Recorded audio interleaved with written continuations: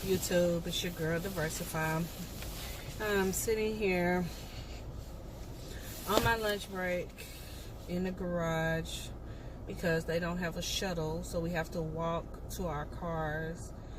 Basically, if you don't get here by, I say 8:30, 9 o'clock in the morning, and my shift is from 12 to 9, you might as well just park in the garage. You get lucky sometimes, but most of the time we have to park in the garage and then walk up to the building. But anyway, today I just wanted to make a video because I feel like sometimes I talk to people about what's going on with me, and it's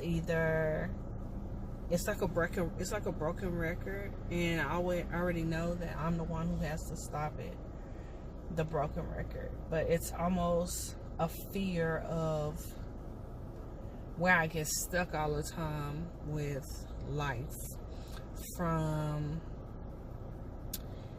emotions, relationships, friendships, family, work, but mostly self.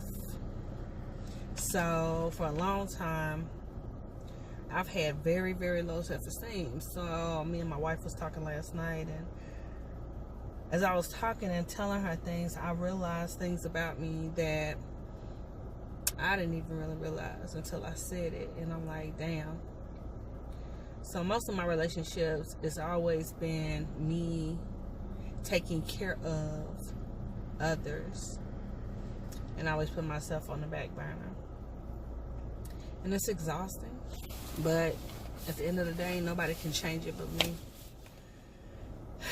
And I used to feel that sex would make people stay with you. I used to feel like doing for people and making sure that they were happy and giving them everything that they want would make them happy, would show love, and would get the love that you want. But what I was lacking was self-love, because I could truly say as a child, and I'm not going to say on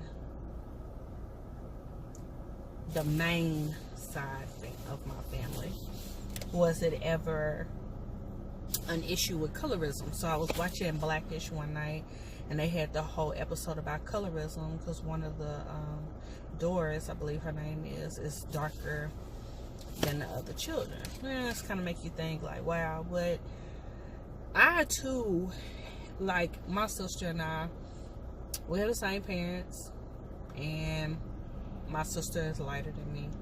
And I can remember as a child a difference. And I'm not gonna say it was an intentional difference, but it was a difference. I never felt pretty.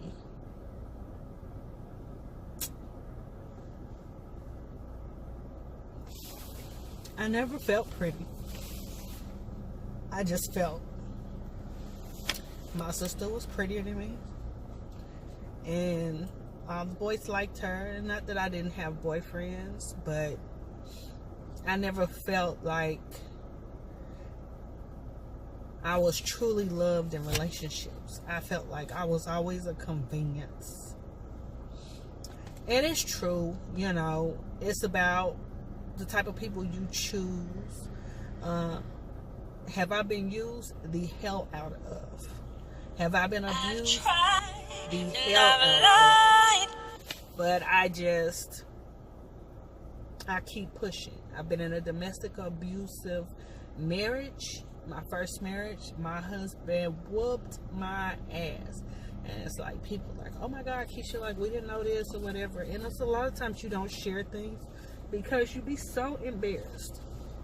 I seen my sister go through an abusive marriage for so long, and I'm like, that'll never happen to me. But when you're in a certain state of mind and feelings and emotions about yourself, it's kind of like that's when the devil creeps in. So, you know, I've had aunts that dealt with domestic abuse, and it's just kind of like, it has to be a stopping point. You know, like my daughter, I applaud her for breaking so many barriers. I'm like super proud of her. You know, from having a child not too early to not allowing somebody to take her there, abuse her in that way. And, you know, she tells me how much she loves me and how strong I am. And that just melts my heart. So I want my granddaughter to know that there is someone, as she grows, of course, which to me, she can never have a boyfriend, but as she grows, there is a such thing as somebody who can truly love you. It's amazing how people, or even your allowance of people, to make you feel so little. Sometimes I have conversations with people, and I used to hate when people say, "Oh my God, you're so smart. Oh, Keisha, you're such a good person." But I would always get the shitty end of the stick. Yeah, smart in a lot of ways, but I would always say my failure was in choosing a good relationship. Because I always seem to pick the ones who were either wounded, down, hurt, lost, confused, and I was the fixer. But while I'm trying to fix others, I can't fix myself because I put Keisha on the back burner. And this is not for anybody to feel sorry for me. "Oh my God, Keisha, I'm so sorry." No, it's just like a realization that this is my way of talking to maybe somebody who feels the same way. Like, it's been a long time coming since I can actually look in the mirror and love what I see. Like, you are beautiful. Because even through the abuse, it was, "You're so stupid, you're so dumb, you're so ugly, nobody ever wants you." And you already have low self-esteem to the point where you actually start to believe that shit. So as I've gotten older, it's kind of like all that is, Keisha, like, you dealt with all that bullshit for what and why? I don't know. Because it came down to the love that I had for myself. I didn't have self-love. I didn't think of myself enough to not accept what I accepted. To be used, to be abused, to be lied to be cheated on, to be mentally, emotionally, sexually, verbally, physically abused. And there used to be times too, like, I know this is sad, like, I used to be like, well, what if I wasn't here? What if God just said, "Okay, babe, I'm tired of you going through this, Keisha. Like, I am so tired of you going through this. Let's see how everybody goes on without you." And to be honest, that's what happens. People just go on without you.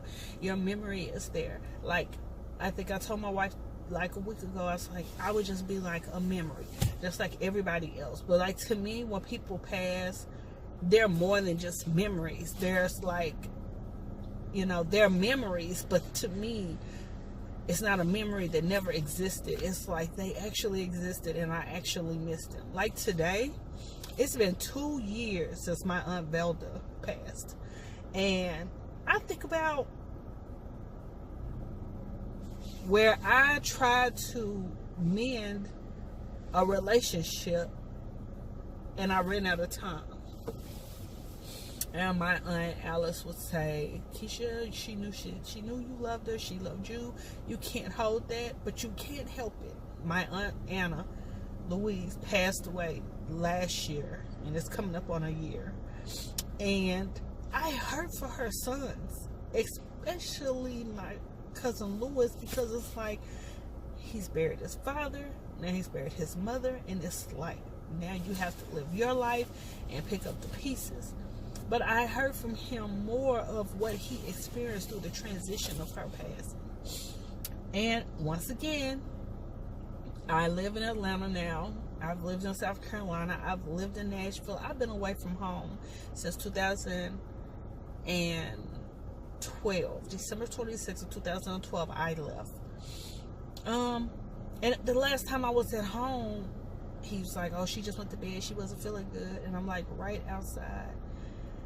And so much of me just wanted to, I wish now I would have just said, oh, well, she got to just wake up, and just went and just hugged her and told her I loved her, which I know she knew I loved her. I talked to her weeks before she passed, and I know that she just kept saying, well, when you coming home? But when I came home, I didn't get to see her, and when I left, she passed away. So I say this to say, like, my wife's grandmother is going through something right now, and I know, sometimes we can get so selfish in what we want, that are what we're lacking or what we're missing, when we have to realize that those that are going through those things, that's all that's important at the moment. You still have to live your life. We all have to take that path one day, but we have to give each other our flowers now, so that you don't later regret it. And it's like, you have to be happy in everything you do in life. Am I happy with my job? No. Because I know I'm bigger than this. But it's like, I have obligations, or I've allowed myself to have these obligations, and I've put myself in situations where I have these obligations, and now it's like, as usual, you get in a space, and it's like, okay, so if you don't do this, then what happens? If you don't make the money, then what happens? And you put up with this shit, but what happens? The job is lax. It is. It's a distance to drive, but it's still the same thing. Sitting in front of a damn computer. I have my cosmetology license, I have my cosmetology instructor license, I have my bachelor's degree, I have my master's degree, and I'm not using any of them. I'm basically just like customer service, basically, with a title. And I've been doing that forever. And I'm tired. But am I really tired? Because even in relationships, if you get tired, are you really tired? When you're really tired, you make things happen. You shake things up. You move your ass. You don't get complacent. So I'm trying to figure, where does the fear set in? Where did the fear come? And when did it set in to make me accept things that I know I don't deserve? Things that I'm better than. Things that made me not want to look in the mirror and love my body. Skinny, medium, fat. I'm the biggest I've ever been in my life right now. And I have the skills and I have the tools to do what I need to do. But mentally, I'm worried about everything else but me. But that has to change. And the only person who can change that is me. But sometimes fear is so strong.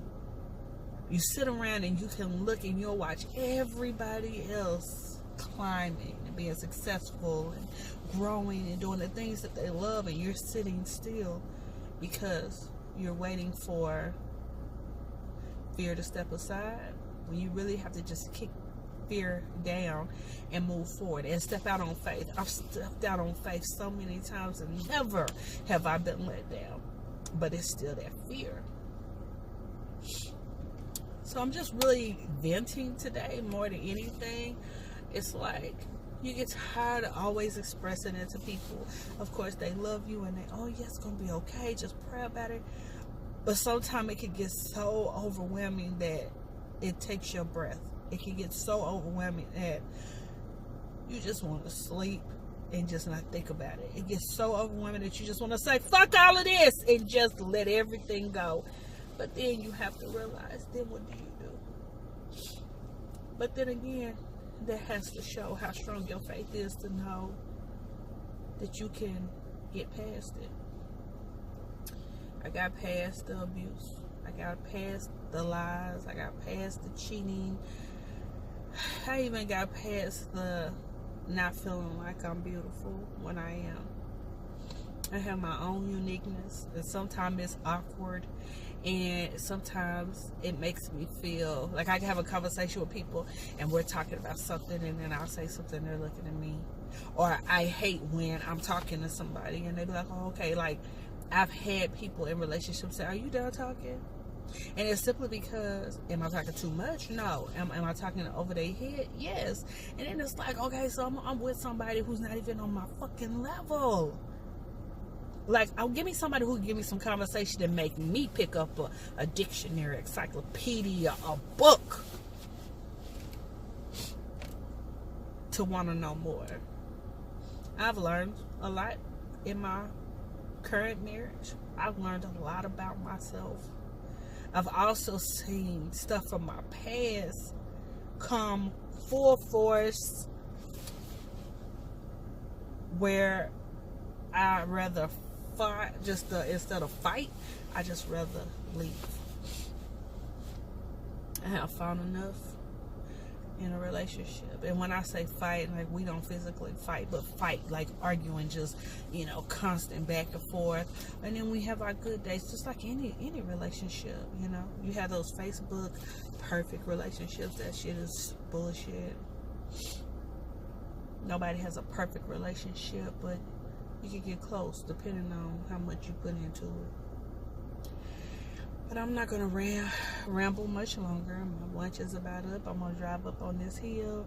I get off at 9, and then I got to drive 45 minutes back to the house, only to turn around tomorrow and drive 45 minutes back here, do it 2 more days, and then I'm off on Friday and Saturday, just to start back over on Sunday. Something has to change. I am enough. I am enough. Love you guys. Thanks for listening to my rambling. This is something that can help somebody. I hope it does. Have a blessed day.